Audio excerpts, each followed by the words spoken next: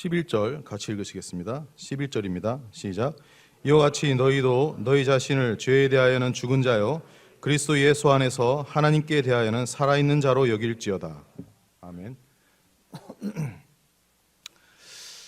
네, 잘들 지내시죠?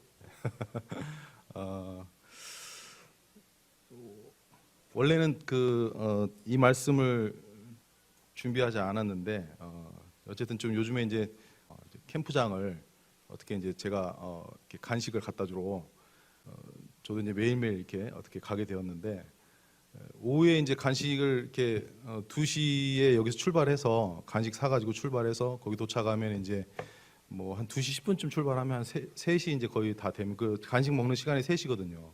그 시간을 잘 지켜야 돼요. 배가 고프시기 때문에 그 시간을 정확히 잘 지켜야 됩니다. 그래서 간식 드리고 잠깐 이제 이런저런 얘기하고 또 격려해드리고 또 감사하다고 이렇게 인사하고 그리고 이제 돌아오면 뭐 이제 거의 5시 다 되더라고요. 반나절이 다 가요 그냥. 그렇게 이제 지내다 보니까 또 이제 뭐 안 갈 수도 없는 거고 왜냐하면 우리가 그리스도인이 덕을 이루어야 하잖아요. 특별히 또 거기 계신 분들은 믿지 않으시는 분들이고 우리가 또 복음을 전해야 되고 또 좋은 간증을 또 우리가 보여야 되고 주님이 또 이렇게 맺어주신 분들인데 그래서 목요일 날에 이제 목요일 하루가 어떻게 좀 시간이 좀 돼서 설교 준비를 했습니다. 그리고 나서 가만히 보니까 오늘이 우리 기독교계에서 부활주일로 지키는 주일이더라고요. 근데 제가 준비한 말씀은 부활에 관한 말씀이 아니거든요. 그래서 말씀을 바꿨습니다. 뭐 꼭 그것을 같이 하기 위해서 어떤 뭐 그런 측면보다도 사실 오늘 저희들이 주님 앞에 예배를 드렸지만 이 주일은 주님이 부활하신 날이잖아요. 금요일 날 주님이 이렇게 못 박히시고 죽으시고 사흘 만에 부활하신 이 주일. 주일은 부활의 날이죠. 주님의 날이죠. 그래서 주님의 날이라고 그러죠.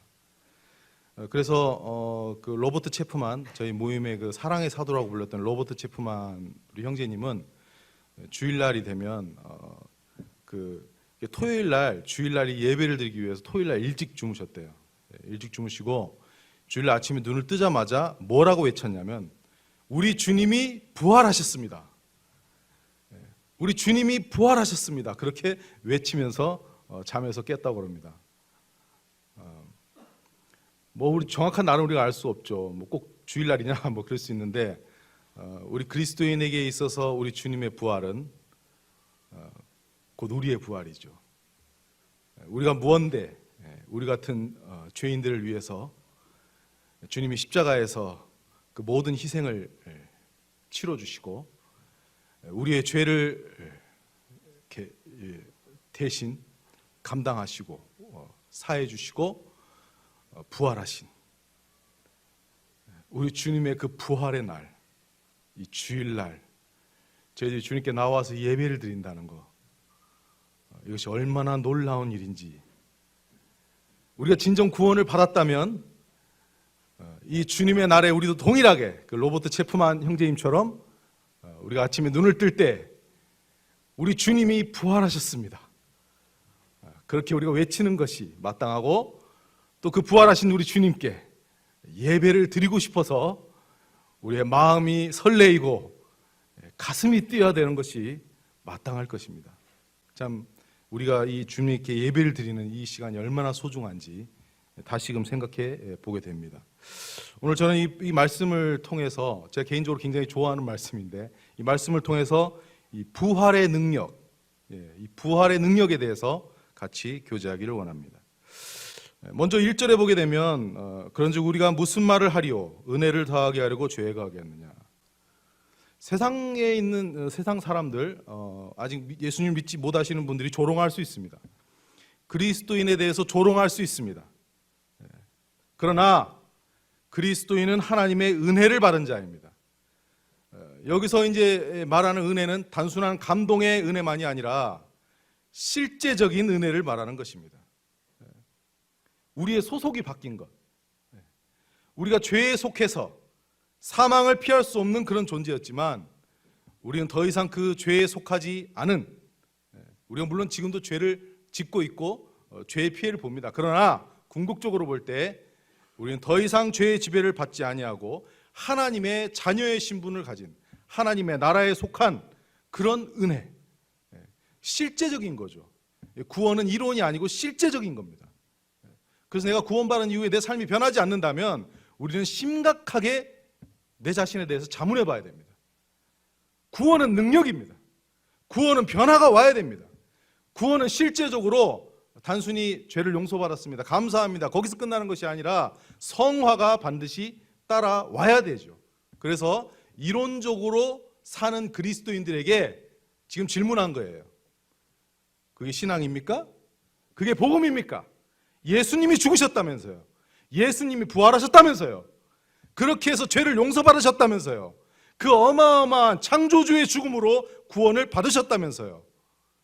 그런데 당신은 나보다 못한 삶을 살고 있네요. 그게 신앙입니까? 그게 구원입니까?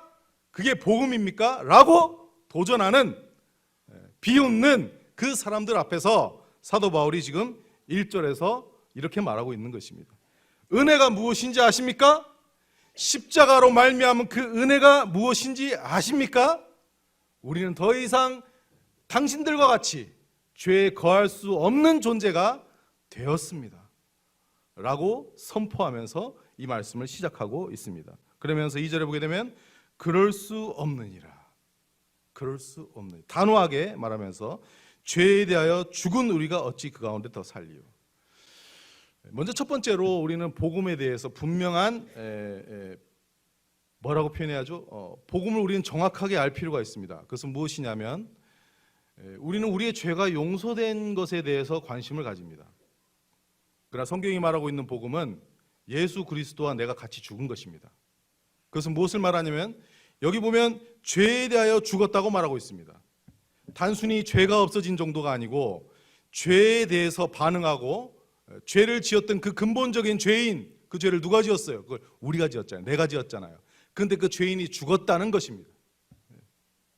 기독교는 예수 그리스도의 십자가는 죄인을 죽게 만드는 것입니다. 십자가에서 예수님이 죽을 때 나도 같이 따라서 죽었습니다. 그렇기 때문에 어떻게 되죠? 우리의 죄가 사함을 받고 우리의 죄가 없어진 거죠.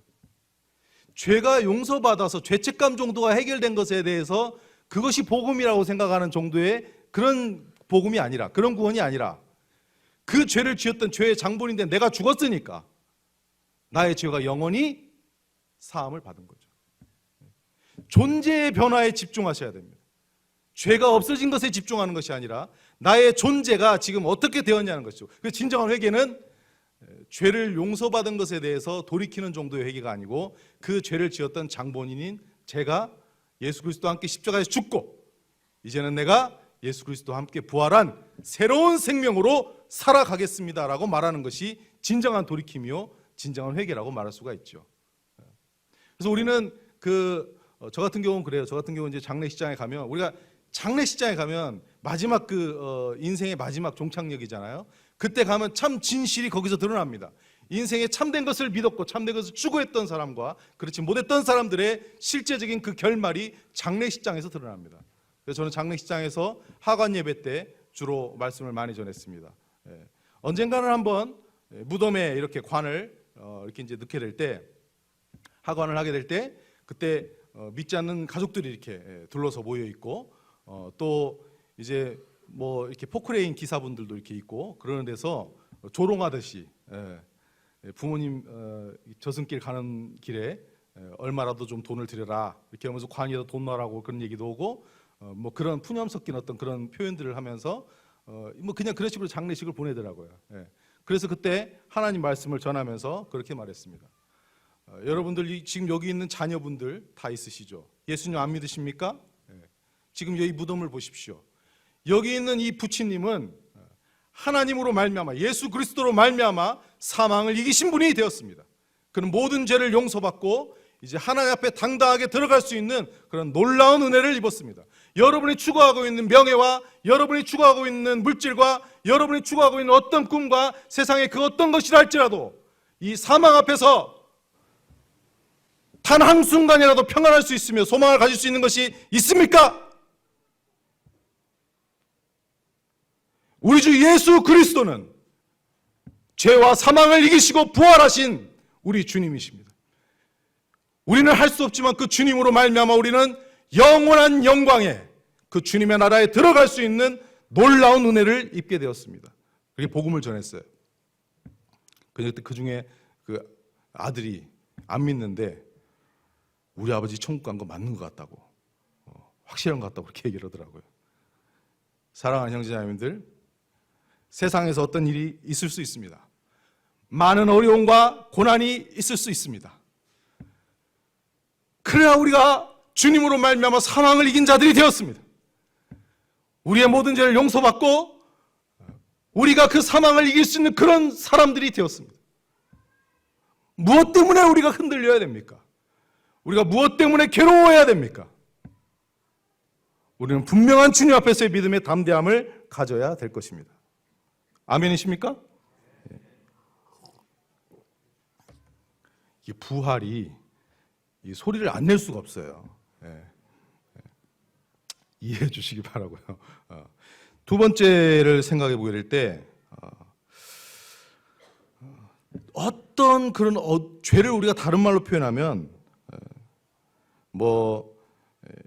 우리 어떤 그런 모든 부정적인 것들, 어두운 것들, 낙마하게 하는 것들, 좌절하게 하는 것들, 분노, 시기, 또 침체, 다툼, 갈등, 상처, 여러 가지 그런 괴로움, 그런 모든 것들이 있을 수 있습니다.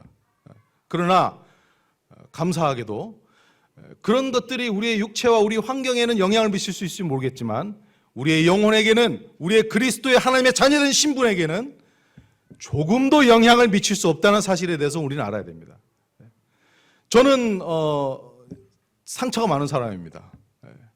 그렇게 보이십니까? 안 보이십니까? 외모로 보면 안 돼요. 저는 제가 인생을 살아오면서 그렇게 많은 인생을 살지 않았지만 우리 형제는 다 동일하시겠지만 황당한 일을 많이 겪었어요. 누구에게 말을 못해요. 이 죄악된 세상에 살다 보니까 뭐라고 말할 수 없는 그런 황당한 일들도 많이 겪었습니다. 제가 상처가 있다고 말한다면 그 누구보다 저는 상처가 많다라고 말할 수 있습니다. 그런데 우리 주님을 믿고 난 이후로부터 저는 상처에서 자유로워졌습니다. 그리스도인이 상처를 말한다는 것은요, 우리가 이것은 올바른 고백이 아닙니다. 죄송합니다. 이런 표현을 써서. 그리스도인은 영에 집중하는 사람입니다. 그리스도인, 신령한 그리스도인은 우리에게 주신 이 영, 하나님의 자녀의 신분을 가지고 그 상태를 가지고 그 영혼은 안전되고 보장된 그런 하나님의 놀라운 그런 신분을 가지고 그런 영적인 존재로 육을 해석하고 세상을 판단하고 살아가는 것이 그리스도인입니다. 그리스도인이 아직도 자기의 육체에 젖어서 육체의 소욕을 따라서 그것이 마치 하나님께서 나에게 주신 소명인 것처럼 세상을 쫓아 산다든지 또 아니면 감정에 이끌려서 감정을 쫓아서 기복이 심하게 우리가 그렇게 살아간다는 것은 그건 그리스도인의 삶이 아닙니다. 그것은 육체를 쫓아가는 삶입니다. 우리는 육체의 영향을 받는 존재들이 아닙니다. 물론 우리는 건강해야 됩니다. 왜냐하면 건강해야 주님도 우리가 잘 섬기죠. 그래서 그런 것들이 필요하지만 우리는 실제로 우리의 영에 우리는 집중해야 됩니다. 살리는 것은 영이니 육은 무익하니라 이렇게 말씀하고 있죠.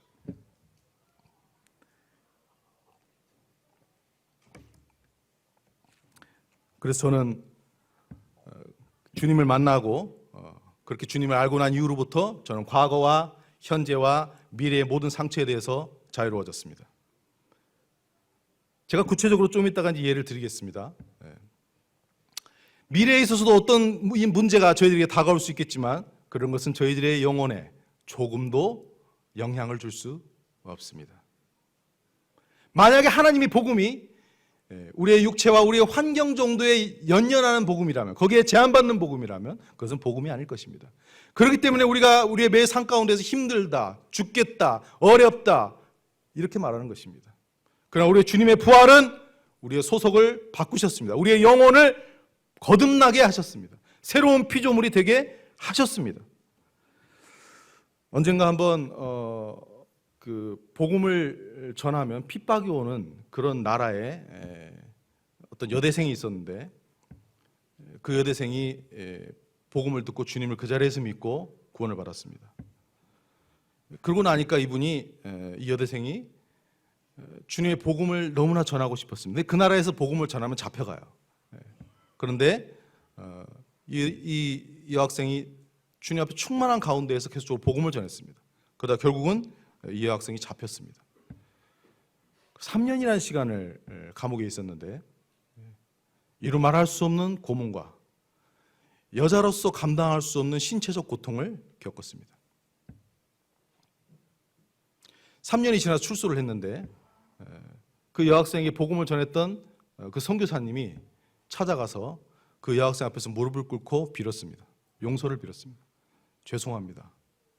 제가 당신에게 복음을 전해서 당신이 이러한 어려움을 겪은 것에 대해서 인간적인 마음으로 이제 예수님의 어떤 그런 부분 신앙적인 걸 가지고 사죄했다기보다도 인간적인 미안함으로 미안하다고 무릎을 꿇고 용서를 빌었습니다. 그때 그 여학생이 한 말이 무엇이냐면, 선교사님, 무슨 말을 하세요? 선교사님은 저에게 예수 그리스도의 그 죽으심과 부활하심을 통해서 저의 죄를 영원히 사함받고 그 좋으신 주님이, 그 하나님이 저의 아버지가 될 수 있도록 그 영광스러운 복음을 전해주셨잖아요. 근데 왜 저에게 용서를 비십니까? 그러면서 뭐라고 말했냐면, 제가 감옥에 있을 때 제 육체에 말할 수 없는 그런 고문과 그런 어려움을 그들이 줬지만, 그들은 제 육체를 건드렸을지 모르지만 저의 영혼은 털끝만큼도 손대지 못했습니다.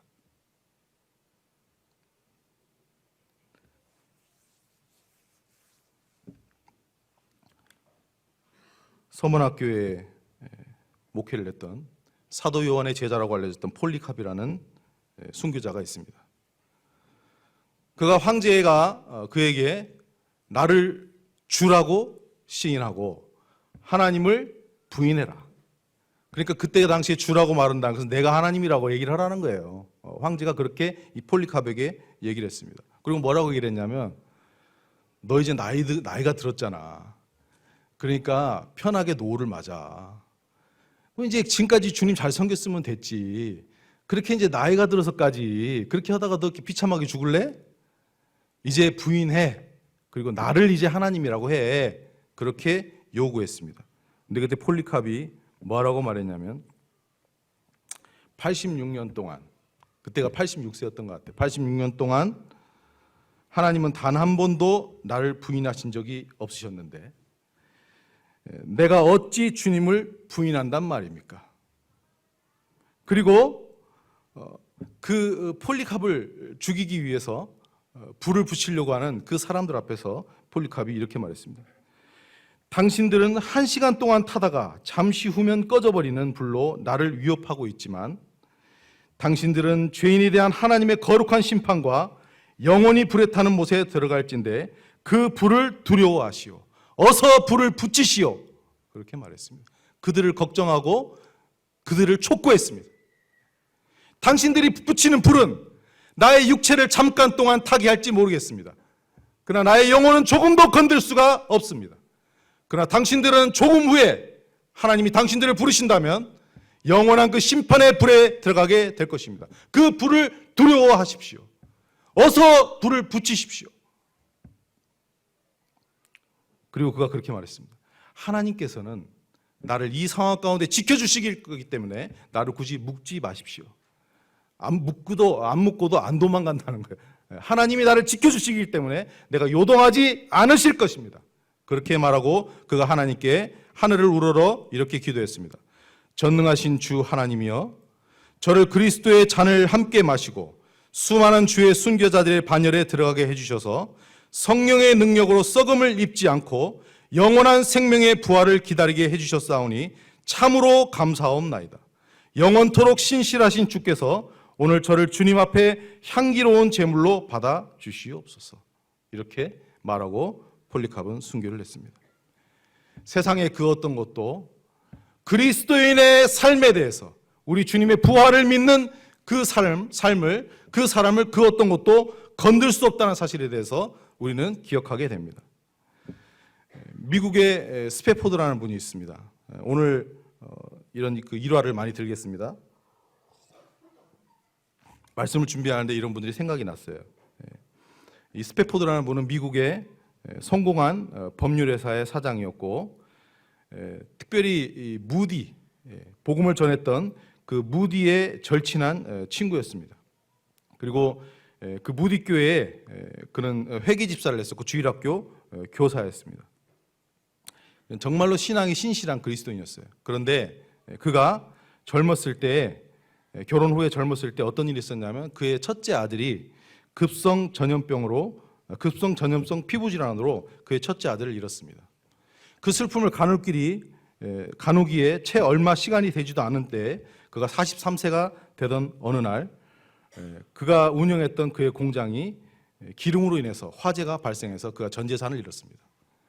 너무나도 큰 그런 그 어려운 가운데에서 그는 휴식이 절대적으로 필요했기 때문에 가족들과 함께 유럽으로 휴식을 떠나려는 계획을 가졌어요. 그래서 아내와 4딸들이 있었는데, 그렇게 휴식을 떠나려고 했는데 갑자기 일이 생겨가지고 아내와 딸들만 이렇게 유럽으로 가는 배에 태우고 본인은 함께하지 못했습니다. 그런데 그 배가 항해를 하던 중에 다른 배와 충돌을 해서 그 자리에서 아내만 살고 나머지 4딸이 죽게 되었습니다. 아내가 급히 전보를 쳤어요. 저만 살아남았다고, 4딸은 죽었다고 이렇게 말을 했습니다. 그때 이 스패포드가 그 전보를 받고 앞이 캄캄하고, 그리고 애써서 마음을 눌러보고 하나님 앞에 잔잔한 마음을 가지려고 했지만 그것이 도저히 되지 않는 거예요. 그래서 하나님께 밤새도록 울부짖으면서 기도했습니다. 누구보다도 주님을 사랑했던 저에게 어찌하여 이토록 큰 시련을 주십니까? 그렇게 주님 앞에 계속적으로 기도했습니다. 그러나 그때 이 스패포드에게 이루 말할 수 없는 하나님의 평안이 다가오기 시작했습니다. 그리고 그가 하나님 앞에 이렇게 영감을 받아서 쓴 찬양이 내 평생에 가는 길이라는 찬송입니다. 그 찬송을 한번 같이 한번 불러봤으면 좋겠습니다. 413장입니다.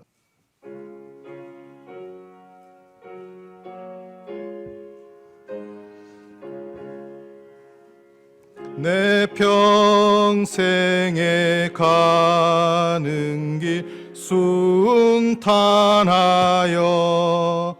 늘 잔잔한 강 같든지 큰 풍파로 무섭고 어렵든지 나의 영혼은 늘 편하다. 내 영혼 평안해. 내 영혼 평안해. 저 마귀는 우리를 삼키려고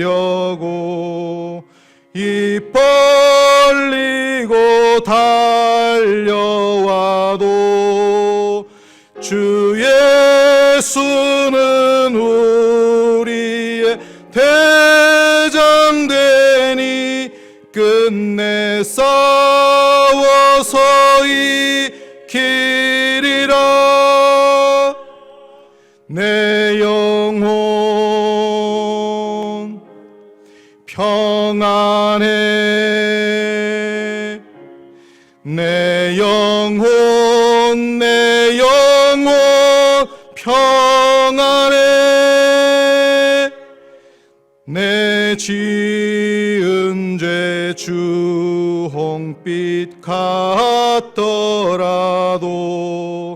주 예수께 달래면 그 십자가 피로써 다시 스사 흰 눈보다 더 정하리라.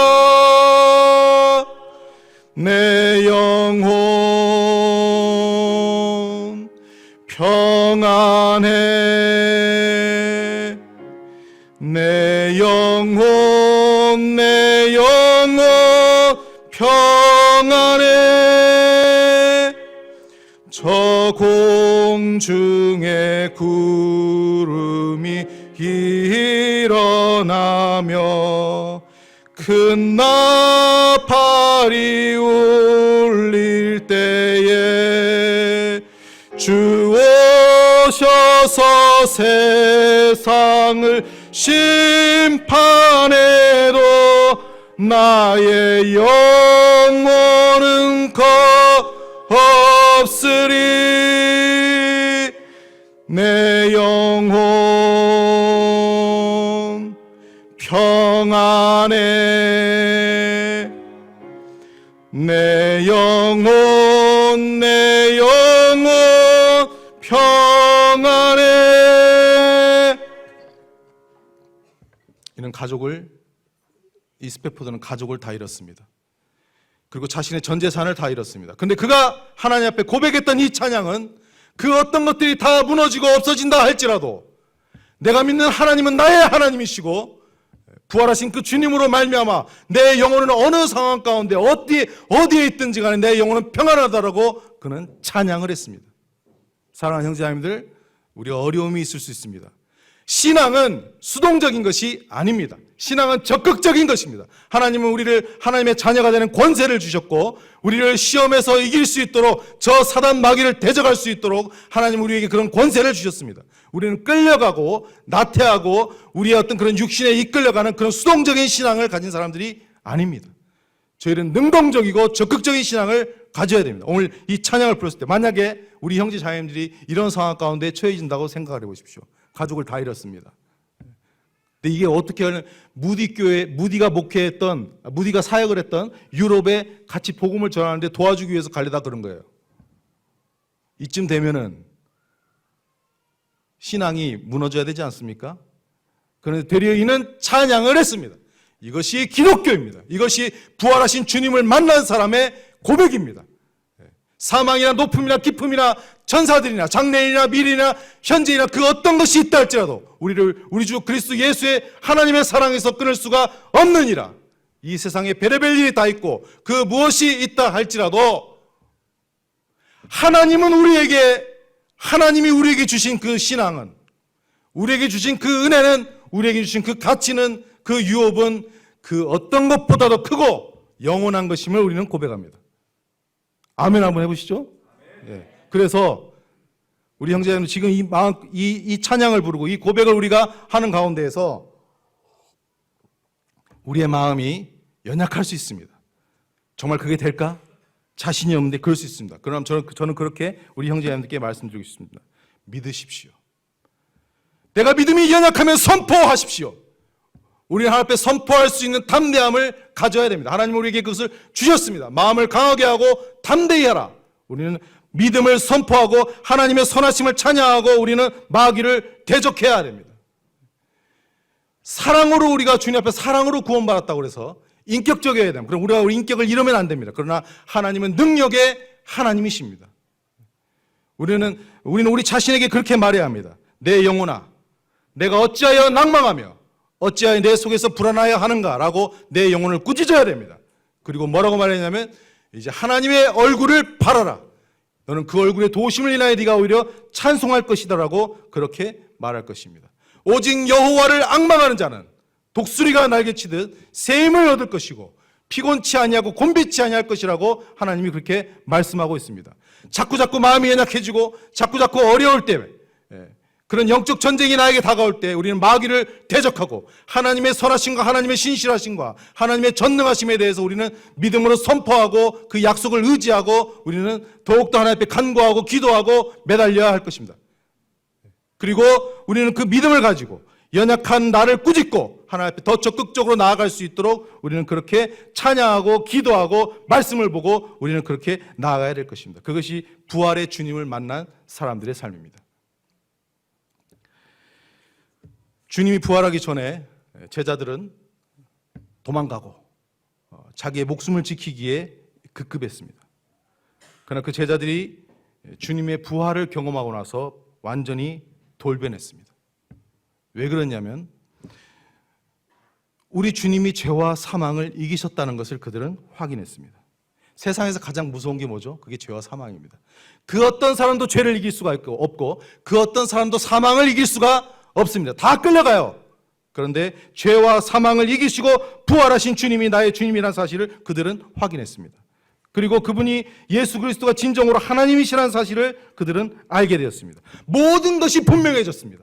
예수님의 부활을 통해서 모든 것이 확실해졌고 모든 것이 분명해졌고 우리에게 진정한 참된 나라는 하나님의 나라라는 사실에 대해서 그들은 알게 되었습니다. 이 세상의 나라가 아니라, 썩어지고 없어지는 이 나라가 아니라, 흔들리지 아니하고 요동하지 아니하는 하나님의 나라가 우리에게 진정한 나라라는 사실을 그들은 알게 되었습니다. 그리고 주님은 십자가의 사역으로 끝난 것이 아니라 부활하셨을 뿐만 아니라 승천하셨고 그 주님은 다시 반드시 오실 것입니다. 그리고 주님은 부활의 첫 열매가 되셔서 우리도 주님 앞에 부활하게 하실 것이고 우리의 연약함과 어떤 어려움이 있다 할지라도 신령한 몸으로 주님은 우리에게 부활시켜 주신다고 약속하셨습니다. 제자들은 그 주님을 만나고 난 이후부터 그들은 어떤 핍박도 감수하고 목숨을 걸고 자신의 모든 존재를 걸어서 주님을 섬겼습니다. 더 이상 주저할 어떤 아무 이유가 없었기 때문에 그렇습니다. 지금 우리 사랑하는 형제자매들, 부활하신 주님을 우리가 믿고 있습니까? 우리가 그 주님을 만났습니까?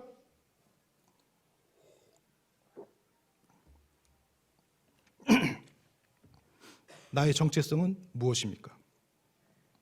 환경? 어렵고 힘들고 기껏해봐야 내 육체 정도 어렵게 하는 그런 환경? 그걸로 매일날 질질 끌려가고, 죄송합니다. 그런 표현이 갑자기 나왔네. 그게 우리입니까? 아닙니다. 우리의 자존감은 무엇입니까? 나의 연약함이 우리의 자존감입니까? 아닙니다. 부활의 주님이 우리의 자존감이십니다. 믿으시면 주님 앞에 힘있게 아멘 한번 해보셨으면 좋겠습니다. 아멘. 예, 기도하시겠습니다. 죄와 사망을 이기시고 단순히 십자가에서 고통을 당하신 것이 아니라 십자가로 승리하시고 부활하시고 우리를 하나님 앞에 놀라운 하나님의 자녀로 그 어떤 것도 우리를 건들 수 없는 그러한 자들로 하나님 저희를 삼아주시고 인도해 주신 주님께 감사를 드립니다.